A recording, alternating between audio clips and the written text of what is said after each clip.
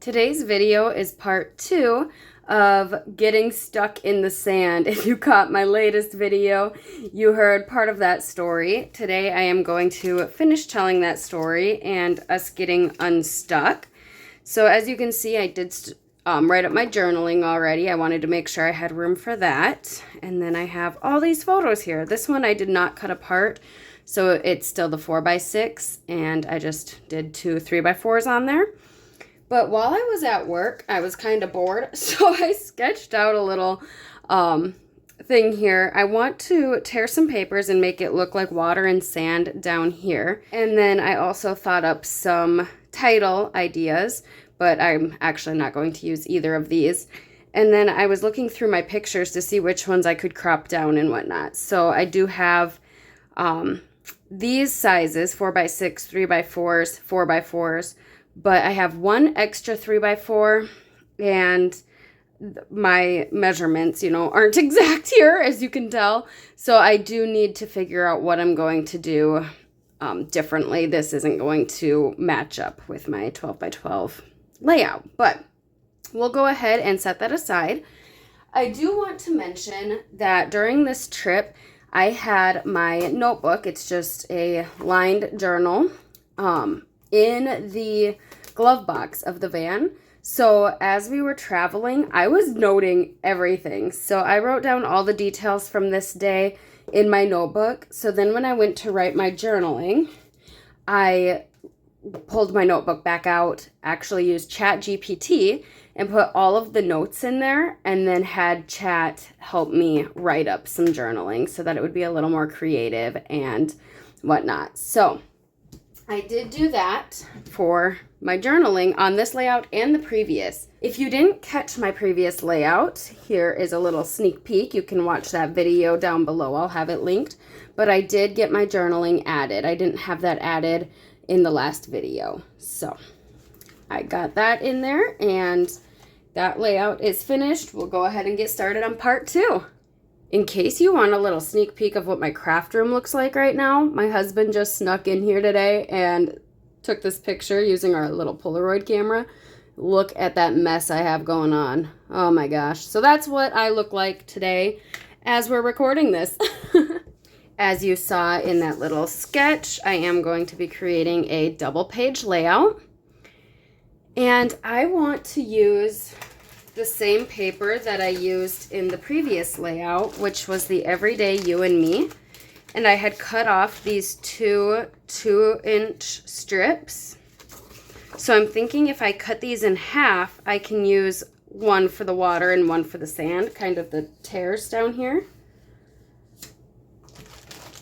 And then I think I want to build this on white to kind of coordinate with the other layout.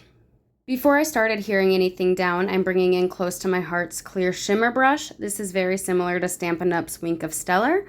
And then I have my toffee ink here, and if you just give it a little squeeze, I'm putting some in the lid here. I'm just giving that shimmer brush a little squeeze, putting that into the toffee ink, and then I'm grabbing my spatula here to help hit the brush and get that splatter. I want the splatter a little thicker down towards the bottom where the strips of paper are going, but I want splatter everywhere. So I'm just going all over the page here. And I wish I would have used my splatter box that I have sitting next to me, because it did make a mess on my desk. But you know what? Messy is kind of fun sometimes. That does take a little bit of time to dry, so I just set that aside and then I came back to it. To tear my paper, I'm tearing towards me, and I don't want to tear too much off of the tan piece of paper. So I'm going really slow and just keeping it as close to the edge as I can so I don't lose any of that paper. I don't have much to spare since I'm using scraps. And then for the blue piece, I want more of the white to show. So I'm kind of doing longer strokes or longer tears, if that makes sense, and it reveals more of that white core. And this one I'm okay with taking a larger piece off the top, since a lot of it's going to be slid back behind that tan piece. So I'm just kind of being a little messier with this one and not as careful. I grabbed my toffee ink and a blending brush. I'm putting this on my silicone mat here. And I'm just rubbing this over that tear, so it adds a little more depth. And as I'm circling, it kind of rolls the paper onto itself, so it adds a little extra texture. And I just love how the shading adds that dimension to this sand down at the bottom of my layout. Let's bring those to the layout. And I actually want this one on this side. There's a darker and then a lighter. It kind of does an ombre effect. So I want the darker sides towards the center so it looks continuous. And same with those blue pieces, the darker towards the center, if that makes sense. I did not add any inking to these blue pieces. I wanted the white at the top, the white core, to make it look like white peaks. My title is going to go along the side here, like in my sketch. So I need to make sure that I leave enough space for that when I bring my photos in. This is my journaling, and that's going to go under a flip flap with the larger photo. So this one is going to go in the flip flap, but it's going to go right about here. And then I'll bring in the 4x6 with the two 3x4s. I'm laying the photos out as I had it in the sketch, but after I get these laid down, I'm not loving the layout and where my clusters would be. Let's bring these down just a hair, but see where the open spots are? I think I want those moved. So I'm rearranging my photos here a little bit from the sketch. Let's try them in this positioning. And then I had mentioned I have an extra photo. I could do a flip flap here if I wanted to add another. I either have to find another picture or add even more journaling though to fill that in. For my title, I'm using the alphabet a la mode. I love how narrow these are, so you can really create a long title. But I want to add some inking to those. I wanted to practice, so I have my toffee and my glacier ink, and I just practiced on this scratch piece of paper, and I like how that looks. So let's go ahead and bring in my toffee ink first and my blending brush, and I'm going halfway up onto the letter. So I'm going halfway up on the U, and then my glacier I'll bring halfway up here. Now, as I get going, I realize I need a little darker. I realize that I'm getting ink on my brushes off the silicone mat, so I do switch and just do one color at a time. So I do all the browns first, and then I do all the blues. So I like how that looks. Let's bring in some more letters, and while I'm inking these, I will read you my journaling. The next morning, we walked down to the water, quite the jaunt through the soft sand, on the lookout for a stranger to help us out. No one was awake yet, so we had the entire lake to ourselves. It was peaceful and still. We went for a walk in the water. We headed back to the van and started contemplating our next move. Just then, a pickup drove by. I waved him down and asked if he had a rope. He was headed to dump some trash and promised he'd be back. What are the chances he'll actually return, we wondered. I'm cleaning up my silicone mat so I can just bring in all the browns first. So let's hold off with the glacier so I don't mix my inks on my silicone mat and just start with these toffee pieces. I got all my letters inked, so I'm going to use my reverse tweezers and my Barely art glue to get these adhered to my page. I cut out a few tags to fill in this empty space up here. I also added some mats to a few of my photos. I wanted to bring this darker blue from this large photo up to this corner. And these two 4x4s I did not add mats to. From that You and Me collection, I still have some embellishments, so I'm going to pull those out and kind of play around with some of these.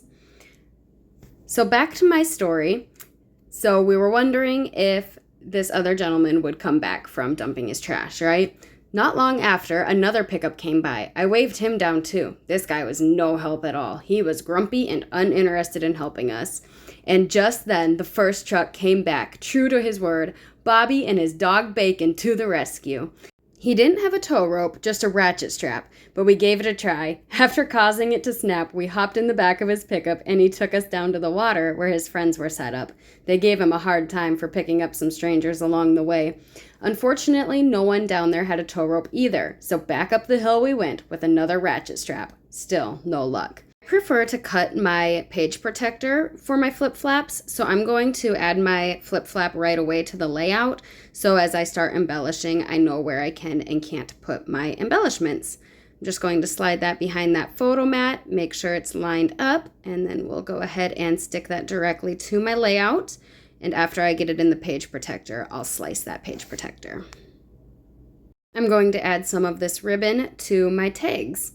I'm not sure what this is called. I'm pretty sure it's Stampin' Up. We'll just go with it.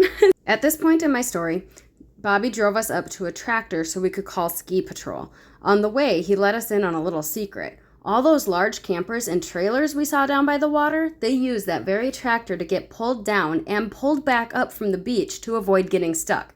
That would have been good to know ahead of time. We went our separate ways and called the tractor. They said it might be a couple of hours, so we made breakfast, relaxed in the sand, and let passing vehicles know we were waiting for a tow. I'm bringing in my micro glue dots to help adhere this ribbon down. One of those vehicles happened to be the same grumpy guy from earlier, now in a much better mood. He said he knew the guy, that tow truck guy, and would tell him to hurry up for us. 4 hours later, a tan rescue jeep pulls up. Help has finally arrived. He almost got stuck too, but in the end, he got us out. Since we had another night booked at that same lake, we went back to the office and switched to an electric campsite up above the beach. Much safer. It was still within walking distance to the lake, and we spent the evening strolling the shoreline, finally free from the sand and able to laugh about it all. I grabbed my Scenic Adventure stamps for the Just Breathe and Take It Slow stamp. I thought about bringing in some more of this glacier color down here, but I don't know that it'll show up good with that round circle, so I'm thinking maybe just stamp it directly onto that round circle. I stamped that in toffee, and then over here I'm going to add another tag, so I just want to ink around the edges of that tag. I did the same for the tags on the right-hand page too, just inked around those. And then, like I did that other circle, I'm inking around this one. It has kind of a scalloped edge, so I'm doing it in like different directions to make sure I get in between each scallop.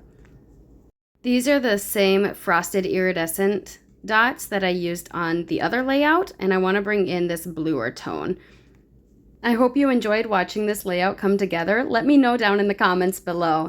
Here's the sketch that we started off with, and here is how I changed it up. I even changed up my own sketches. Rarely do I share my journaling with you guys, so let me know if you enjoyed the journaling. I enjoyed writing it up and reliving this moment. Yeah, a lot of times I keep my journal either super simple and just have the date and who. Otherwise, I do add more personal details that I don't like to share on the internet. So let me know if you enjoyed hearing my journaling for this layout. If you enjoyed this, please give it a big thumbs up.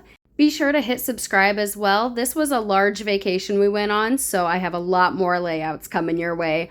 For still shots, my Instagram and Facebook are linked down below. And until next time, live a life worth scrapping. Bye, guys.